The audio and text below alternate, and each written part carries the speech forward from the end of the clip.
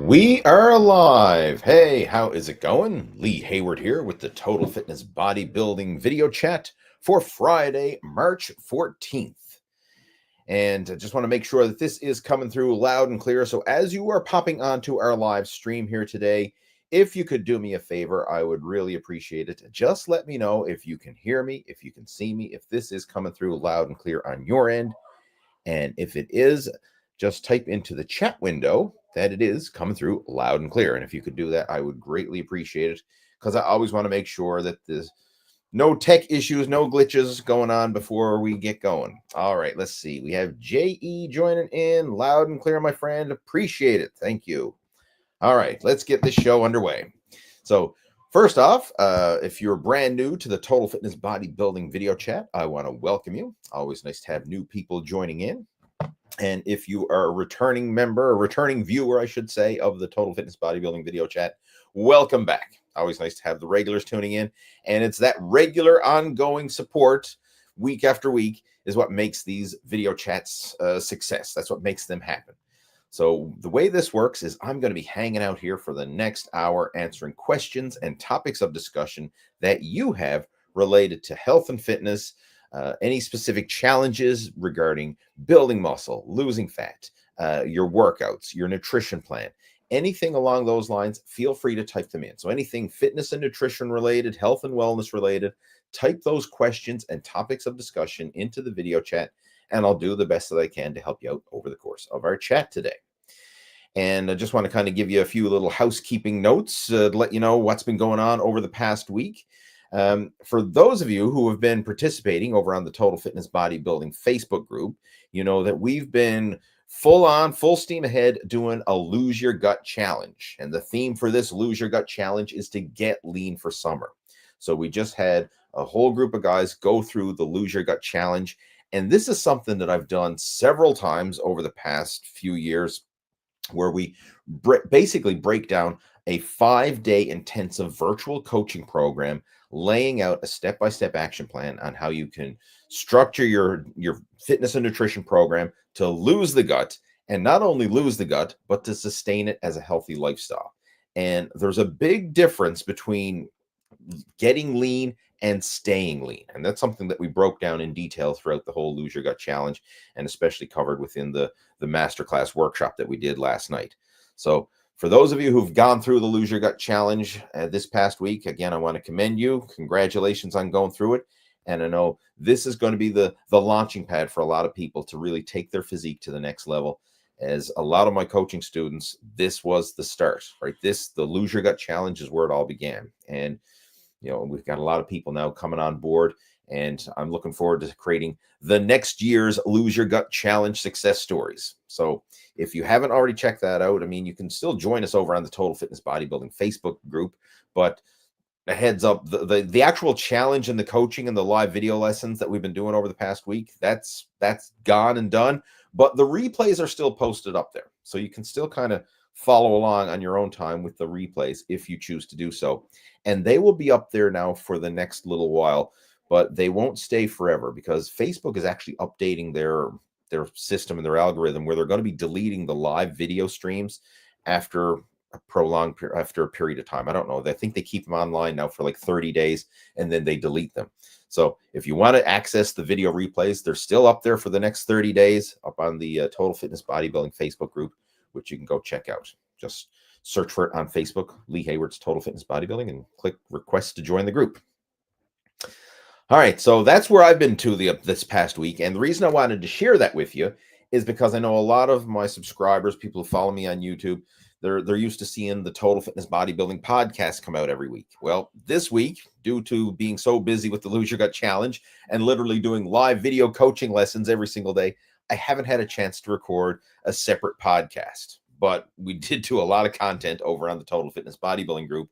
So if you haven't been able to get enough and you want some more, I would highly recommend you go check that out, because there's a lot of very valuable content covered there within that 5-day Lose Your Gut Challenge that will really help you to take all those, all the steps, all the training, the nutrition, the mindset, the lifestyle, the habits, the strategies, and demystify a lot of the hype, BS, and confusion that's out there, and lay out a proven action plan that's been followed by many people like myself, and literally hundreds of my personal coaching students have gone through this, and we've streamlined and perfected a system that delivers real results if you trust the process, follow the system, and refuse to quit. So again, if you're interested in that, it's available over on the Total Fitness Bodybuilding Facebook group. You can go over there, request to join, and access it right now. All right, with that being said, now I'm going to jump into our video chat and see we have several people popping onto our live stream.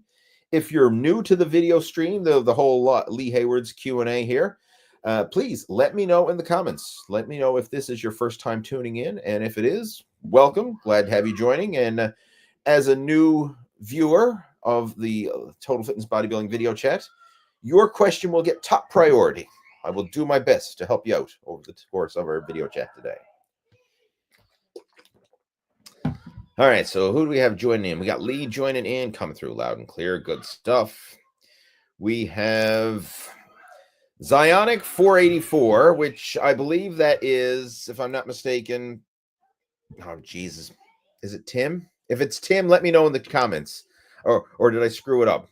Right? I know a lot of guys, they put these usernames up and then I get to chat with them afterwards and get their real names. I think it's Tim. I could be wrong, though. If it's not, I'm sorry. But anyway, good evening to you, my friend, as well. Glad to have you joining in. We have, who else? We got a Fit Kids Academy joining in. All right, loud and clear. Welcome. Glad to have you joining in. Hopefully we got some fit kids joining in as well.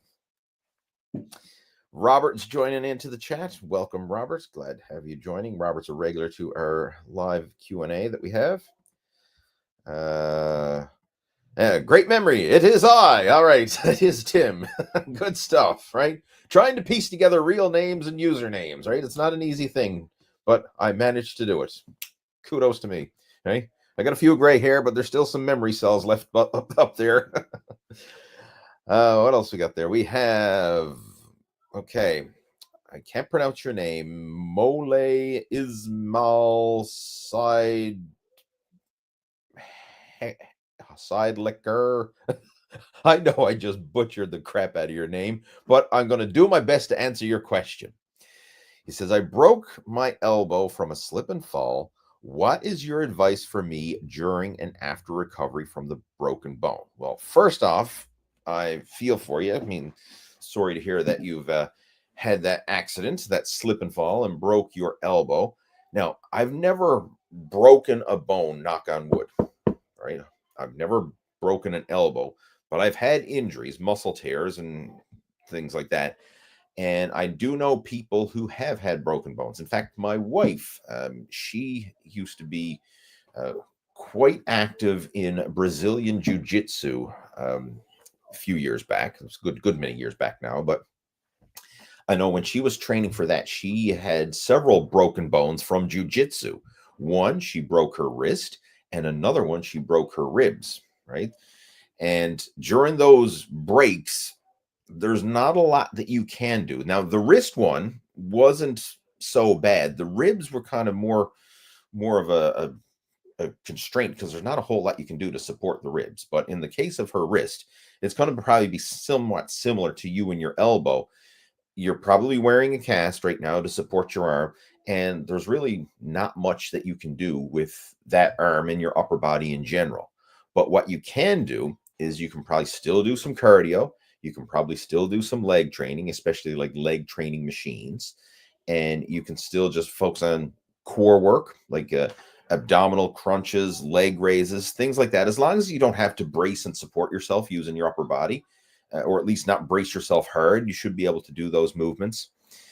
And that's enough to keep you active. And it's also enough to keep you sane mentally, because I know if you're a fitness enthusiast and you love working out, the thought of being injured and laid up and not working out just drives you crazy. And I can relate to that myself, because when I've had injuries in the past, like I've torn muscles and I've had setbacks like that, it almost puts you into a state of depression, because you just like you're on a roll, you're enjoying the progress you're making, you're enjoying the process of going to the gym and everything else, and then you just have that big setback, and it's just lets the wind out of your sails.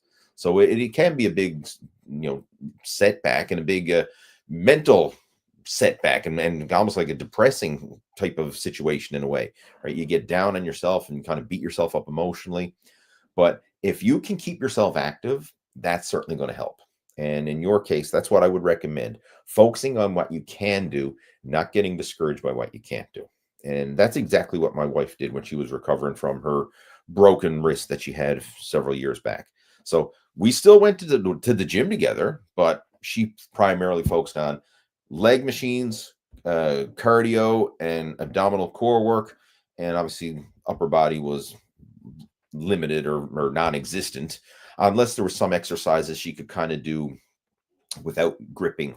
Like, I know there was a couple machines, like a pec deck fly, where you didn't have to engage your wrist or your hands or whatever.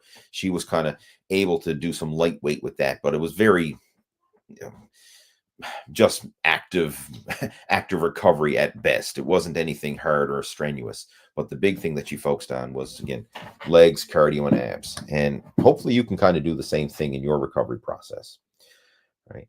Now, of course, I would recommend following your doctor's advice and all that. Like, I'm not a doctor. I don't even pretend to be one on YouTube. So, like, this is not medical advice. This is just me giving real world feedback of things that I've seen others do and what I would do in that type of situation. But obviously, check with your doctor to get the okay before you go in.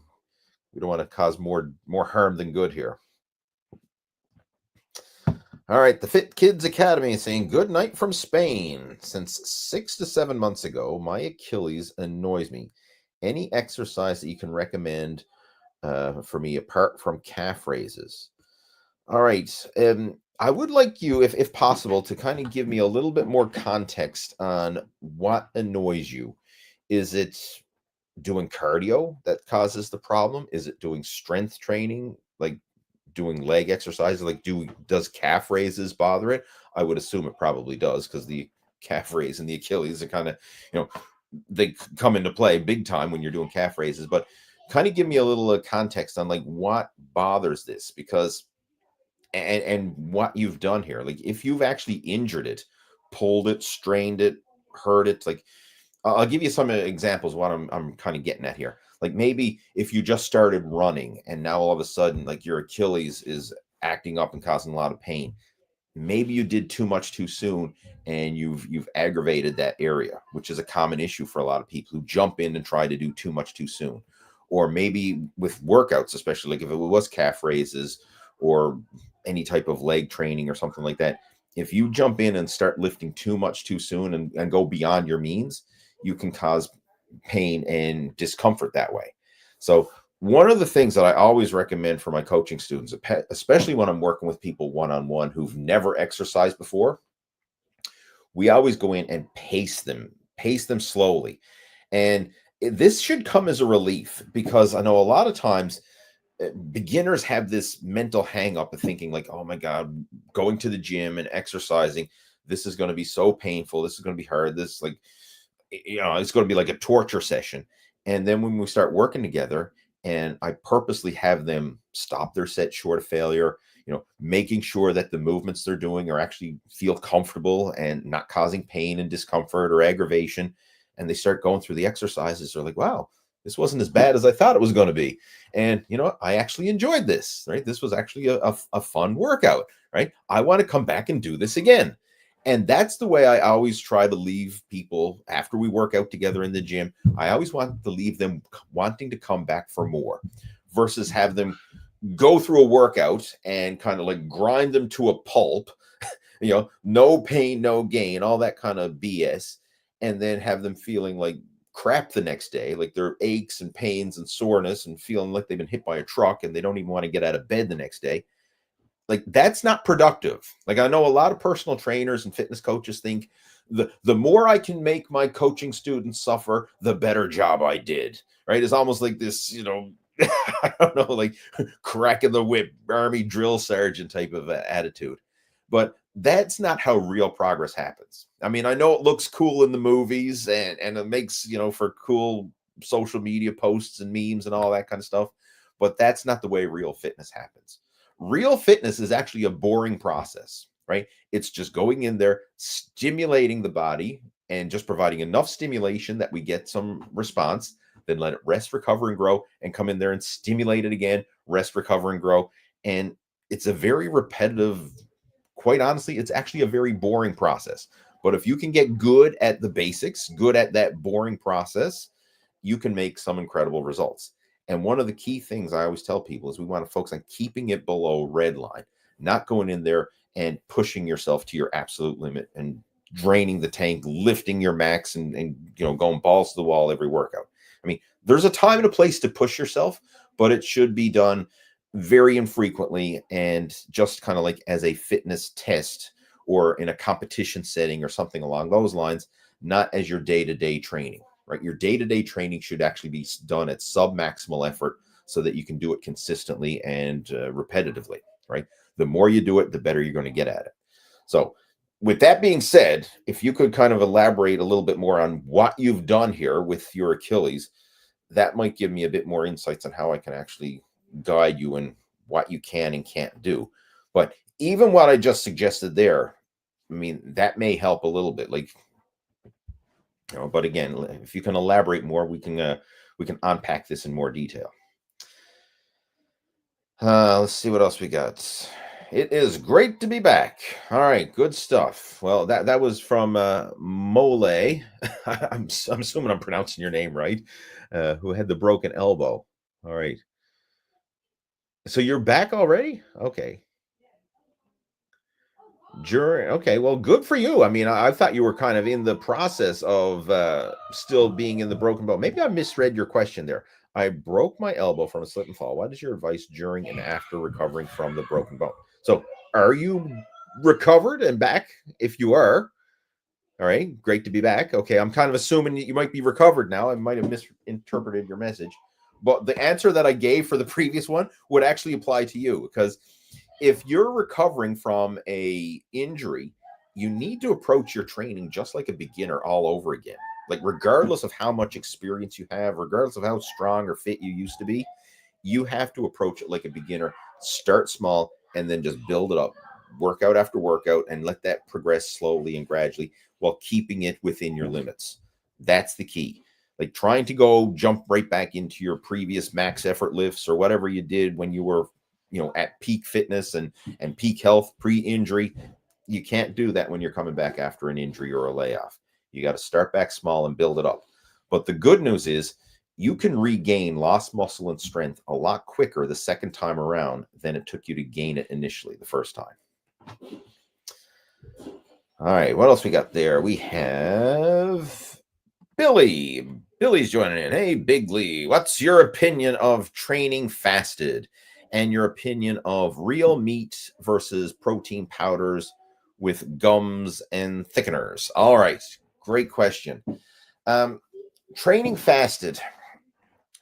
I've got different opinions on this, and it really depends on the situation and what your main goal is. It also depends on your schedule and what you're doing and when you're doing it. All right, so let me give you some context here. If your main goal is building muscle and you just want to get bigger and stronger and focusing on athletic performance, I wouldn't recommend fasted workouts. I would ideally recommend you having some food in your system at least an hour before you hit the gym so that you've got some energy to run on, right? You got some glycogen in the system and you got some energy. Training fasted, it can work in certain situations, especially if you're doing like a really early morning training session and you're doing a short or easy training session. Like, it can be kind of short and intense, but it can't be long and intense, right? It can be, and bottom line, when you're doing a fasted workout, it shouldn't be something where you're going to really just drain the tank dry. And what I mean by that is you are going to be relying on the glycogen that's stored in your body. So the glycogen that's stored in the muscles, the glycogen that's stored in your liver, that's what's going to be fueling the fasted workout. And once you run out of glycogen, then your energy levels are just going to tank. It's going to drop off a cliff and you're not going to have any strength or energy. And this is what's known as bonking. It's especially common in the endurance world. Like, a lot of times you see long distance endurance athletes like runners and cyclists and triathletes and people like that. If they don't have enough glycogen in their system and they're not fueling their training properly, what often happens is they literally run out of glycogen. And once you run out of glycogen and your blood sugar drops, like you could be putting along, and then all of a sudden, boom, it's just like your energy just like drops off a cliff. Almost the same as your car running out of gas. Like, okay, you could have a quarter tank of gas in the car, or maybe the gas light comes on saying, hey, you got to fill up soon, right? Flash, flash, warning, warning. But you could keep driving along and say, hey, my car's running great. The gas light's been flicking, but you know what? Hey, I'll keep going. And you keep driving for another half hour or however long it goes. And then all of a sudden it's just like, put, put, put, put, put. Like, what the hell happened? You ran out of gas. The same would actually apply in your body. Like once you run out of glycogen, you will feel your energy just whoosh, drop off the cliff. And your brain fog, and sometimes you get lightheaded and dizzy. And I mean, I've even seen people almost like pass out, because of that low blood sugar.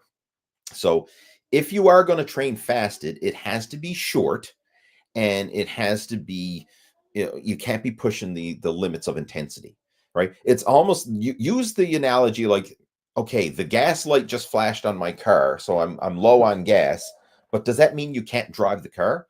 Well, you can probably still drive, you might have a half an hour, or, you got a little bit of driving left in the car before it's truly going to run out of gas. So the same applies with your body when you're in a fasted state. Yeah, you can do a short workout, but I wouldn't be doing anything crazy, right? I wouldn't be going in there and doing some 2-hour long high intensity gym session, or going for some big long cardio session or something like that in a fasted state.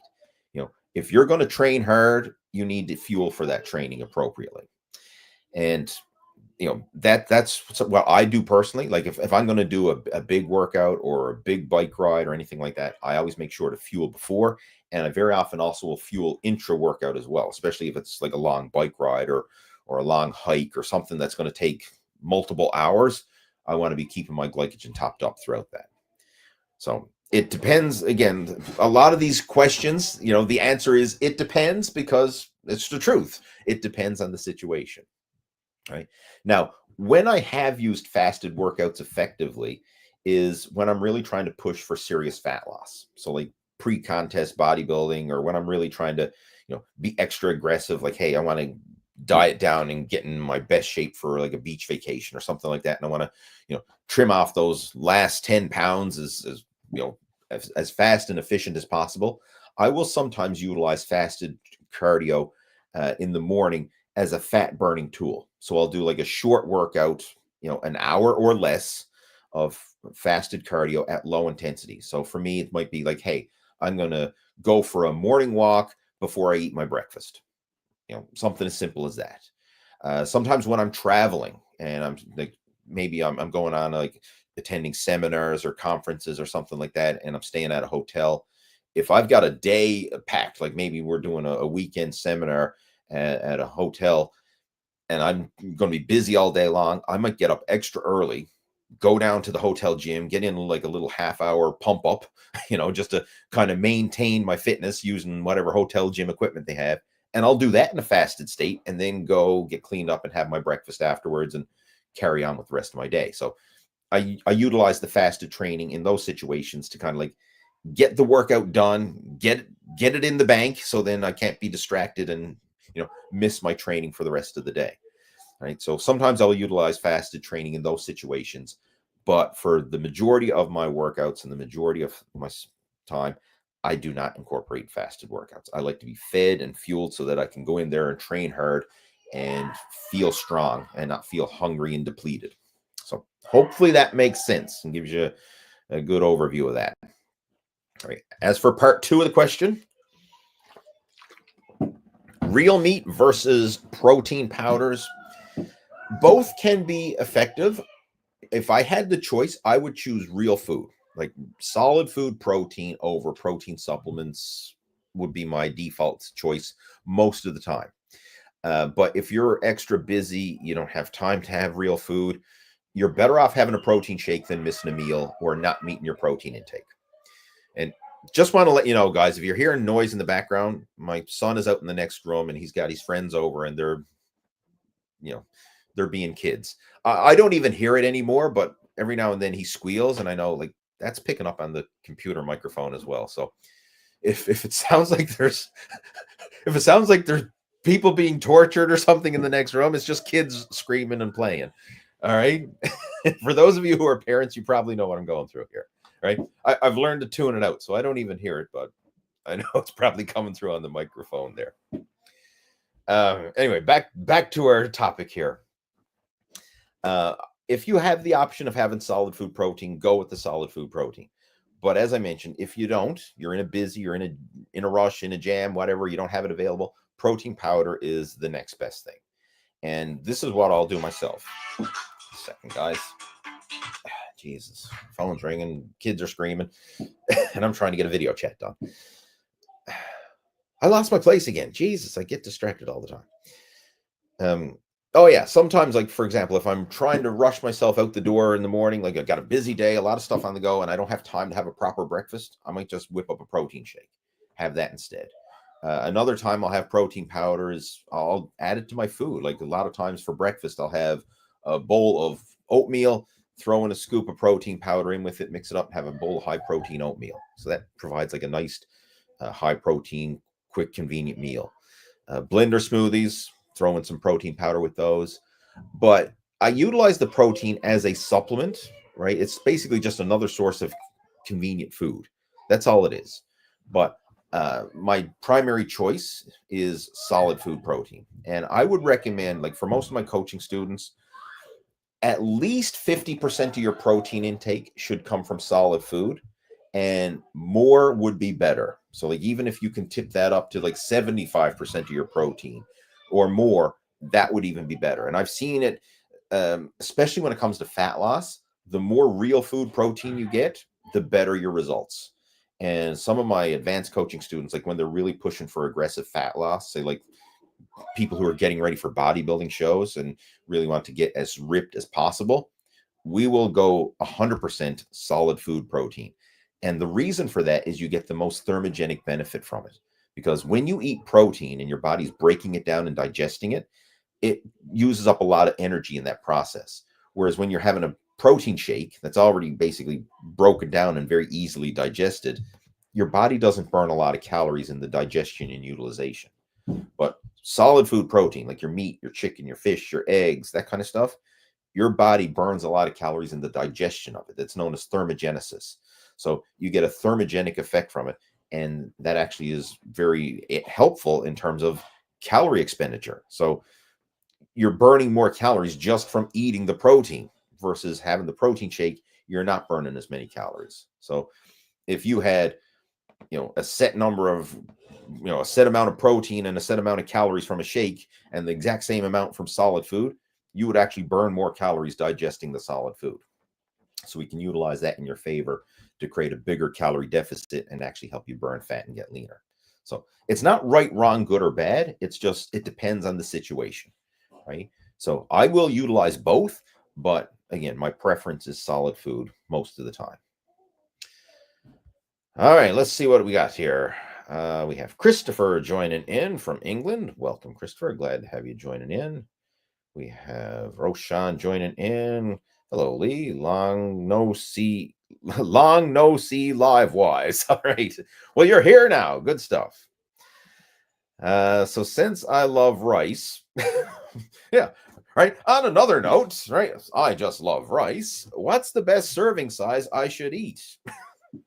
That depends. All right. I don't know what your calorie intake is or your energy demands are, but I will kind of share a bit of insights here, and hopefully you can decipher how much rice you should eat. Right. If you are burning more, you should eat more. So to kind of put things in perspective, this kind of relates back to some of the previous questions we answered. If you're doing like a high intensity training session and you want to make sure that you have adequate energy to fuel that high intensity training session, you would probably want to eat more carbohydrates on that day. And rice is a great source of complex carbohydrates. So on the days you're more active, you probably want to eat more rice. On the days that you are less active and not burning as much, you probably want to eat less rice, right? So you can adjust your carbohydrates. They're kind of like your wild card macronutrient. You eat more when you need more, and you eat less when you need less. And this is a great way to ensure that you're not going overboard and storing those extra carbohydrates as fat. And that's a big issue for a lot of people. Like the average person is not just walking around with shredded six-pack abs year round. Now, I know some guys who are. Like there's actually some guys in our one person in particular. I know he shares a lot on our Total Fitness Bodybuilding group. Steve Mercer is his name. He's going around with visible abs year round, and he says he never diets. Like he actually struggles to eat enough food, and he's like zero body fat, like visible abs, basically looking like he's getting ready for a bodybuilding show year round. And I mean that's cool. I mean, there's other guys in our group who are kind of in similar situations as well. They're just like naturally lean guys who do not store body fat. And if you are one of those, the rest of us are envious. But you could probably eat a lot more and not worry about having that spill over to stored body fat. But most people like me, people who have those endomorphic tendencies where you overeat, you see the results around the middle, right? You want to be cautious of it and make sure that you're matching your energy expenditure and your energy intake accordingly. So on the days you burn more, eat more. On the days you burn less, eat less, and try to keep that energy balance equation in check. So how much should you eat? That depends, right? How much are you burning, right? That's what we need to ask. But anyway, hopefully that gives you some insight there so you can adjust your rice intake accordingly. All right, what else we got there? The Fit Kids Academy says, in the mornings when I get up, and today during my last 2 to 3 kilometers run, I'm an experienced runner and weightlifter. All right, not sure if that's a question or a statement or what, or if I'm missing something. I'm just going to refer back to this again. All right,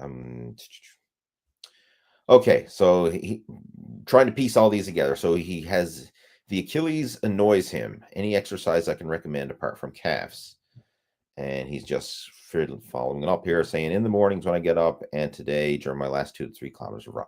Okay, and he's an experienced runner and weightlifter. So this makes a lot more sense. Your Achilles has been bothering you during the last 2 to 3 kilometers of your run, and you are an experienced runner. Okay. And they got that in quotations, right? I don't know. I don't know if that's a sarcastic experience or what, but I'll take it for what it is. I'll read the words literally here. If you're experiencing Achilles strain from running, the simple answer is you want to stop running for the time being and focus on some low impact cardio instead. So if I were in that situation, I would do low impact things like, well, if you're doing cardio indoors, the elliptical machine is one of the better ones because there's zero impact when you're doing an elliptical, right? Your feet are moving along the foot plates there, and there's no jarring or no impact. You're not lifting your feet off. So that's going to be easier on your Achilles. You could probably also try the stationary bike. That's another good one. If you have a bicycle to get outside riding, that's another great one as well. You probably will be able to do that without aggravating your Achilles, because the running, that impact, that jarring, that's what's probably causing it. Especially, you mentioned you feel it during the last 2 to 3 kilometers of the run. For the time being, you want to avoid running and let that heal up, because if you keep doing the runs, it's going to just cause more pain and discomfort. So for the time being, drastically cut back or even temporarily pause the running and try and substitute other cardio moves instead. So low impact cardio. And personally, I'm a huge fan of cycling. And primarily for that reason alone is that you can do cycling consistently, frequently, and for long durations with very low risk of injury compared to high impact sports like running. And you'll kind of see this across the board. Like, I know a lot of people who are former runners who have switched to cycling because of running related injuries, knee pain, ankle pain, hip pain, whatever, things caused from the impact of running. But then they switch to cycling, which is a zero impact, and they're able to still keep their cardiovascular fitness, keep the fun and the adventure of getting outside, and do so without causing pain and injury to their body. And that's something that I love doing. And I put a lot of hours in on the bike. Like, you know, a typical year of riding for me is in the vicinity of 10,000 kilometers a year on the bike. Right. So, I mean, that's certainly more than average. I mean, it's not elite level or pro caliber riding or anything like that, but by average person standards, I mean, that's a fair bit, right? You know, that's a fair bit of time in the saddle. And the only reason I'm able to do that is because it's easy on the joints and it doesn't cause aches, pains, and injuries. Like, I would never be able to duplicate that volume or even that time. Obviously, you're not going to duplicate the volume because you travel faster on a bike than you do on foot. But I wouldn't be able to duplicate the duration on by running because it's just too hard, too high impact on the body. But with cycling, because it's low impact, you can do it more frequently and you can do it for longer. So that's what I would recommend in your situation. You know, for anybody suffering from aches, pains, and injuries, especially in the Achilles, try some low impact cardio as an alternative and just see how it works. And then when you do start returning to running, do it in small increments. Like, none of these like 5K, 10K runs or something like that. Like, probably start just run a kilometer at a time. You know, build it back slowly and gradually, and then just increase the threshold so that you're trying to stay within your body's limits without causing that aches, pains, and aggravation. And this is something that's a challenge. And I mean, everyone's going to deal with this to some degree. Once you're so far along in your fitness journey, whether it's through weight training, whether it's through cardio or sports training or whatever, like, sooner or later, everyone's going to have some aches, pains, and ailments, especially the older you get and the more experienced you are, the more likelihood those aches, pains, and injuries are going to sneak in. And then it really becomes a, you know, how do we work around this and how do we minimize the damage while maximizing the good? And that's sometimes a big challenge that I focus on when I'm working with older people, right? I mean, I'm certainly in that category myself. Always trying to figure out how to maximize the you know, the exercise stimulation while minimizing the damage. All right, who else we got joining in there? We have Chris. Chris has a question. Say, will getting stronger on pull-ups also make me stronger with curls, even if I don't curl much? It could indirectly, but if you want to get stronger at a particular exercise, you generally have to do that exercise. Your body becomes its function. It gets good at what you practice. And while there is carryover with a lot of exercises, so I mean, like, when you do pull-ups, you're not just strengthening the lats, but you're also strengthening all the supporting muscles that come into play with doing a pull-up. So it's going to strengthen your grip. It's going to strengthen your forearms. It's going to strengthen your biceps. It's going to strengthen your lats. And it's also going to strengthen, like, the muscles of the triceps and the pecs and throughout your core. Like, if you look at the anatomy chart, you see, like, all those muscles that run down through your core and run up through your arms and shoulders and everywhere. That all comes into play some way, some shape, some form as an assisting and supporting and stabilizing muscle for the pull-up. Now, sure, you got your major movers, right? The lats are the big major mover and stuff like that. But all those supporting muscle groups are coming into play as well. And the biceps are one of them, you know, the biceps and the forearms. So indirectly, it should help to improve your strength with the curl. But if you really want to get stronger with that specific movement, you want to make sure that you're including some curls in there as well. Right? And you'll see this right across the board, like with all exercises. Sure, there's carryover, but again, if you want to get good at a specific movement or a specific exercise or whatever, you have to do that movement, right? You have to do what it is that you want to get good at.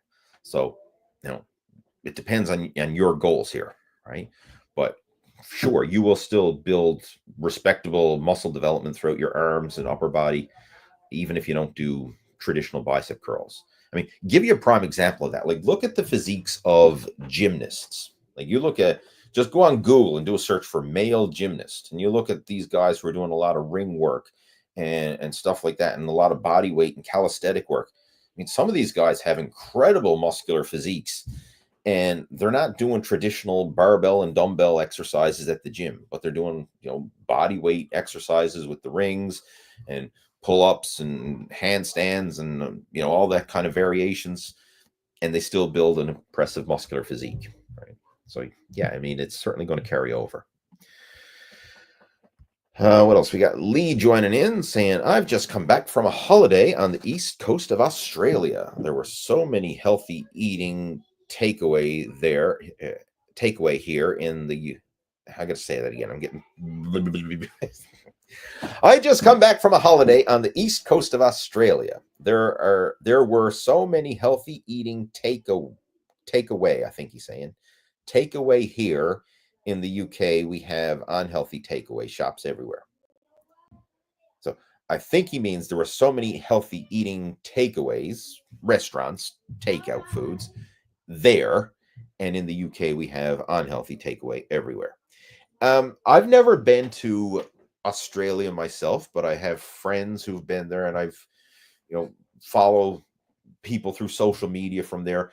And from my understanding, again, not having been there, I think Australia is actually a very fitness oriented country for the most part. Like, like fitness and activities, like cycling is big in Australia. Like a lot of sports and activities are big in Australia, and I think they generally have a better outlook on overall health and fitness and wellness compared to a lot of places. Now, again, I could be wrong on that, but based on what Lee is sharing, he kind of sees that as a general trend. There seems to be a lot of health conscious restaurants there, and I think that's fantastic. I hope more places kind of get on that bandwagon and have healthier eating options available, because that's something that's very frustrating, especially when you're trying to take care of yourself and you go out and like all that's available is like a greasy burger or a greasy fast food joint or something like that, and or a donut shop or whatever, right? And you want to get an actual nourishing meal and there's not much available. I mean, that can be frustrating. So I can certainly relate to that. And where I live in Newfoundland, we don't have a plethora of healthy eating establishments. So now we have some, right? I got to, there are some, but they're few and far between.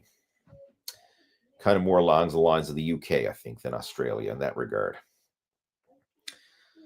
Got Billy saying, thanks so much for the time. Keep up the great work. Savage Beast. Boom. All right. Appreciate it, Billy. All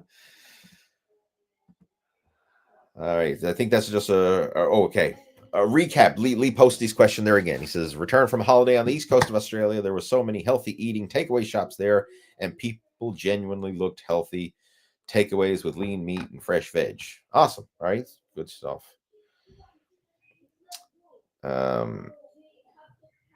Well, Rashan saying, thank you, sir. I forgot to add the word time. Okay. Well, we got the time back in there, and you're welcome. What was your question again? Oh, that's what you've talked about, the eating the rice. Okay, yeah. Well, or anyway, I'm not going to rehash the question there, but again, you're welcome. Oh, here's an interesting question from Tim. Says, Lee, share some history. All right. Let us know what your bodybuilding competition career was like. Starting weight for first comp, heaviest. Thanks. All right. We'll go back in time here now. Right. Story time with Lee. If you want to kind of get a general overview, I actually posted this up on my website, and I'll just kind of bring it up there now. If you go to leehayward.com, in the top menu bar, there's a section called About Lee. And if you click on that, it's got like a little background of me, how I got started with fitness, and it also has a listing of like my bodybuilding competition history and some other sports and activities and things that I've done. Most recently, I mean, I've been involved with cycling, so I list like all the cycling races and events that I've done in recent years, and also some other cool stuff, like been involved with motorsports and car racing and things like that as well. So I kind of list that there.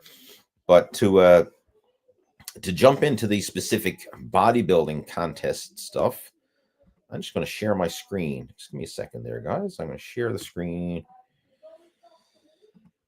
Let's see if that is coming up there. Hopefully it is. All right, let's see if I can make that a wee bit bigger. There we go.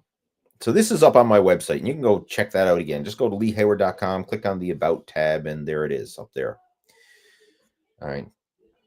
So bodybuilding contest history. It started back in 95. I did the Newfoundland Provincial Championships that year. I placed second in the juniors as a middleweight and went on, competed from 95 up until 2011 was the main crux of my bodybuilding journey, if you will, right there. But back in 2021, I made a comeback into the masters category because I wanted to step on stage as a masters over 40 competitor. So that happened there as well. All right. But yeah, you can go check that out on my website there if you want to go see the listings. But to kind of give you a little overview, and again, I'll bring Tim's question back up there. My starting weight for my first competition, when I started working out, I'll even take you back further. When I started working out back in 1990, and I was in the 130-pound range. Like I don't exactly remember what it was precisely, but it was in that range. It was around 130 pounds, and worked out for 5 years at home with my dad in a basement home gym. And then I found out that we had local bodybuilding competitions. So I said, you know what? I'm going to compete in the local bodybuilding competition. So I basically just tried to figure it out on my own through, reading magazines and watching videos and watching Pumping Iron and all that stuff. I tried to kind of figure it out and half-ass a contest prep on my own. And I did, right? So I competed. I think my first time on stage, I was 160 pounds or somewhere around there. I competed. It was in the middleweight category. So I was kind of like on the low end of the middleweight category. But I competed that year at 160. And the biggest that I ever competed at was, I think, in 2008. I actually competed as a heavyweight competitor at 202 pounds. I was actually trying to make weight for the light heavyweight division. That was my goal. I wanted to come in as a light heavyweight, and the weight cutoff was 198 pounds, but I didn't diet down enough. I didn't get low enough to make the weight cutoff, so I ended up competing as a heavyweight at 202. So that's the biggest stage weight that I ever had in bodybuilding. But in terms of just like sheer bulking, I've gotten up into the 240 plus category. Now, that wasn't healthy weight or lean weight. That was, fat SOB weight. Like, yeah, sure, there was a lot of muscle underneath, but there was a lot of fat on top of that. So that's the biggest that I ever got was 240 plus. And that was my threshold, if you will. Like, going back, if I could have done some of those things, I would never have tried to go through the whole bulk cut approach, bulk cut, bulk cut, bulk cut. Because what I found happening after a while, like it works initially, especially if you're young, like in your teenage years or your early 20s, you can kind of get away with it. But I find like as you get older, when you try to bulk up, very often, once you fill out your glycogen and you're eating enough to fuel your training, the rest of the calories just easily get spilled over into body fat. And a lot of guys can kind of get confused chasing the number on the scale, thinking that, hey, I'm bulking, I'm getting heavier, I'm getting bigger, this must be lean mass, when it's not. So if I could go back in time and kind of like tell the old Lee some stuff, I would have avoided that extreme bulking approach.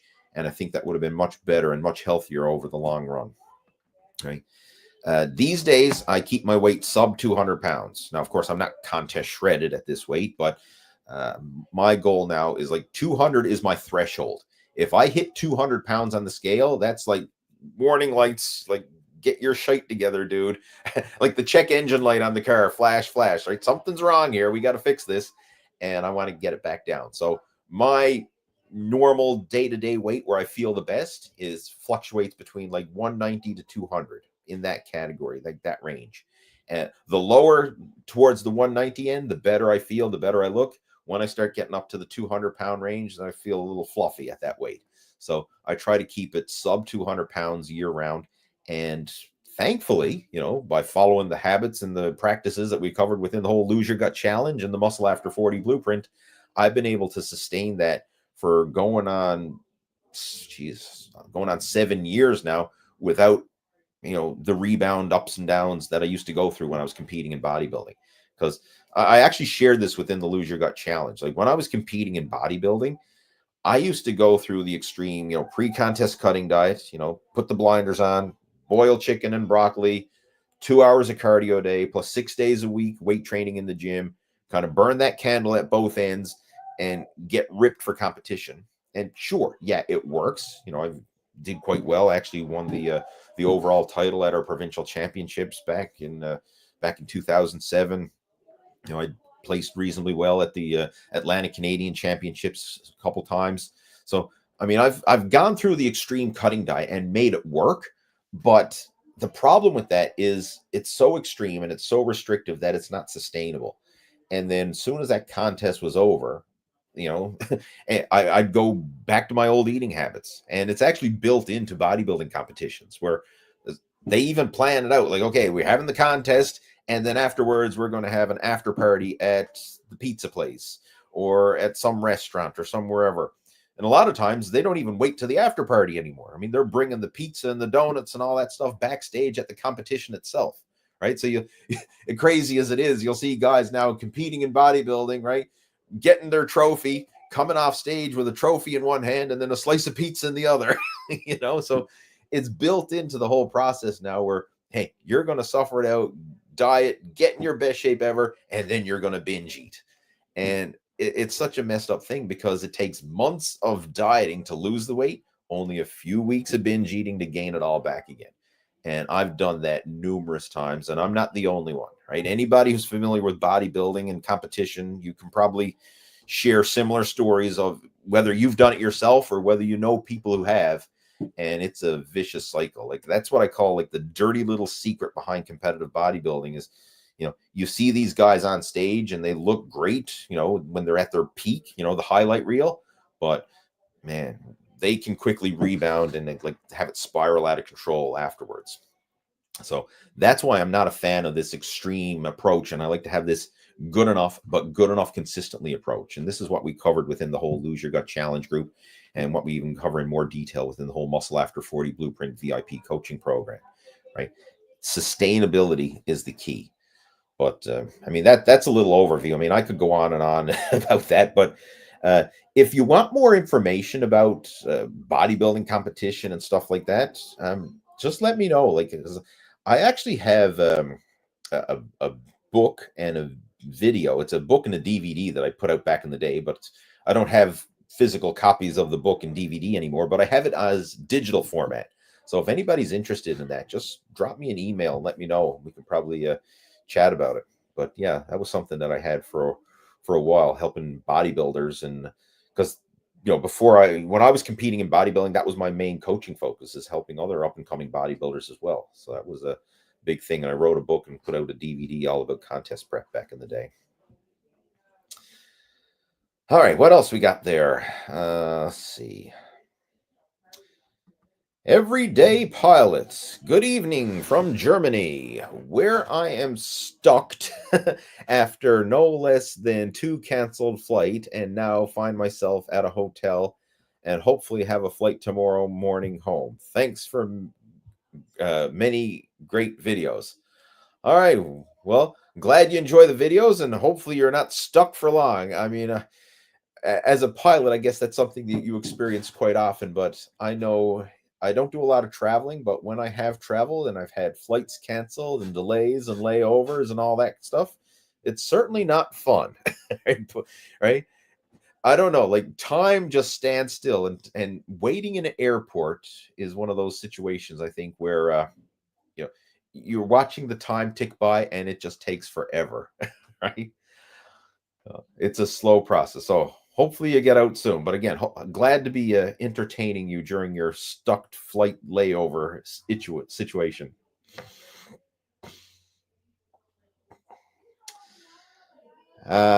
Tim's going back to the bodybuilding questions. 202-pound stage weight from 240 is impressive. Any chance you know how low you were able to get your body fat to? Used to do a 7-point caliber test. I got to be totally transparent. I don't put a lot of faith in body fat tests. I mean, if you have a body fat tester and you use it and it's consistent, however it is, whether it's a caliper tester, whether it's an electronic tester, or maybe you got these in-body scans or whatever you get. As long as it's consistent, you can use it as a progress measuring tool, meaning that, hey, I got my body fat checked today and it was 20%. And then after so many weeks and diet and training and everything else, now it's down to 15%. I made progress, right? That's all I want you to look at the body fat test is like, as long as it's consistent, or is it moving in the right direction or is it moving in the wrong direction? And use it as a progress gauge. Don't get hung up on the exact number, right? Because there's so much fluctuation. Generally, body fat calipers tend to give lower readings. Some of these electronic testers tend to give higher readings, and then it could be anything in between. And some of them are like totally out to lunch, right? Because they can vary greatly depending on your level of hydration, the level of carbohydrates and glycogen that you have, right? Like if you're carb depleted, it's going to show that you have a higher body fat percentage than if you're carb loaded, or if you're dehydrated or well hydrated. Like it can totally screw with the numbers. And I even like, this is a conversation we have a lot within our coaching program, because guys will say, oh, I don't know what's wrong. Like I checked my body fat today and I was 15%. And, I stuck to a good, healthy diet and exercise program and blah, blah, blah. And a week later, now I'm 17%. Like, what the hell happened? How did I gain 2% body fat in a week? You probably didn't, especially if you were in a calorie deficit and exercising every day. It's probably just skewed numbers from levels of hydration and glycogen and all that stuff. So I don't put a lot of faith in the numbers, but what I do like to use them as a tool. So in my case, what I used to do when tracking my progress for bodybuilding competitions, I would track my waistline measurement, two spots. So I would track it right around the belly button, which is kind of like the magnet for body fat. Like most guys, and you watching this right now, if you grab right around the belly button area, you can probably pinch an inch or several or a roll, depending on where you are. But that's a stubborn area for a lot of people, to store body fat right around the belly button. And then another spot is right around the top of the hips, like where you wear your pants, where the top of your pants or your belt would go. And I would keep track of those two measurements. And I would also take the skin fold at right alongside my belly button. That was usually a thick skin fold. And then another one about 1 inch above my hip bone. And I would keep track of those measurements. And that was kind of like my benchmark measurements. I didn't really get caught up in measuring like how thick the skin on my tricep was, or how thick the skin on my quad was, or how thick the skin on my pec was, because I knew as long as my waistline is coming down, I'm getting leaner all over, right? And most guys are like this. Like if you can lose the belly fat, chances are you'll lose the fat in your legs, you'll lose the fat in your arms, your chest, your shoulders, and everywhere else, right? It's the belly fat is kind of like that last stubborn area. So that's the only one I really focused on. And while I was doing my contest prep, as long as I was seeing progress in the midsection, I knew I was on the right track. And I used to keep records. So I knew like every single contest, I'd know like, okay, at 12 weeks out, this was my waist circumference. These were my skin fold measurements at, the waistline at this far out. And then the next time I competed, I'd say, okay, am I ahead of schedule or am I behind schedule compared to where I was last time? And then that would help me to adjust my contest prep accordingly. Like if I was ahead of schedule, say, my waistline was slimmer, my skin fold was thinner, hey, keep going. I'm on the right track. I'm doing good. If I was behind schedule, I say, okay, now I need to bump it up, right? We got to tighten up the diet a bit more. We got to bump up the cardio. We got to get more aggressive with the fat loss in order to make up lost time. And I found that was very helpful for me, engaging my progress and helping me to improve from year to year. So that was a key thing that I did. And to give you some numbers, like when I was in peak contest shape, my skin fold measurement right above the hip, like 1 inch above the hip bone, it was like very thin. Sometimes it wouldn't even get an accurate reading on the skin fold caliper because it was so thin. Like I'd be down into like 2 to 3 millimeter range on the right above the hip. And then for the belly, that was always a bit thicker. I'd probably get down into the like 5 to 6 millimeter thickness range around the belly button area. And I knew it was like, as long as I was in those ranges, I was on track to being contest shape. And that's what I used to always strive for. But as far as the actual like what is your body fat percentage, I never really gave it much thought because that's going to depend on the formula you use and all kinds of stuff, and it could vary greatly, right? So I just focused on the actual measurements themselves and am I making progress or not. And this is what I would actually recommend for most people who are doing this. Like, who gives a shit if your body fat says you're 10%, but you're shredded and you look awesome? Or who gives a shit if your body fat says you're 5%, but you got a belly roll hanging over your belt and you don't like the way you look? Like, just because the number, like, nobody cares. Like, when you're on stage in a bodybuilding competition, the judges aren't coming up there with body fat testers and saying, okay, whoever has the lowest body fat percentage is going to win. They look at you and say, like, who looks the best? And the same when you're on the beach or you're at the pool or you're anywhere, right? You take your shirt off at the, the weekend getaway, the pool party, the barbecue. People don't care what your body fat percentage is. They're like, damn, man, that guy looks jacked. He's in shape. Or damn, that guy's fat, right? Like, nobody cares what the number is. So it's all what you look like and what do you feel comfortable? What's your number? So that's why I don't put a big emphasis on the body fat percentage, because first off, it's not accurate. Like, if there was a one size fits all body fat percentage that was actually accurate, like there is body weight, like if body fat percentage was as accurate as body weight, meaning like once you got a calibrated scale, you're like whatever weight you are, that's legitimately what weight you are. Whereas body fat percentage is like, oh, I use one scale and I get this measurement. I use another scale and I get another measurement, and it's all over the place. You can't bank on that, right? It has to be something that's consistent. Anyway, that was a long-winded answer for that one. But hopefully it helps, right? Hopefully there's some value come out of that. We got John joining in. Welcome, John. Glad to have you joining in here. Says, your plan works great. I'm down 60 pounds and maintaining. Thank you, Lee. Well, John, I appreciate that. And you know what? Kudos, my friend. Round of applause and a pat on the back for you. And you know what? You should be proud of yourself. That is respectable, right? Yeah, way to go, my friend. I'm super pleased that you're sharing that. Congratulations. And I believe that's actually the last question that came through. So that works out great because we're right here at the top of the hour now, celebrating John's victory of being down 60 pounds. And I think that's a great cue to leave it at. All right. So guys, hopefully you got some value from today's video chat. I certainly enjoyed doing it for you. And again, just a heads up, we just ran the Lose Your Gut Challenge over on the Total Fitness Bodybuilding Facebook group.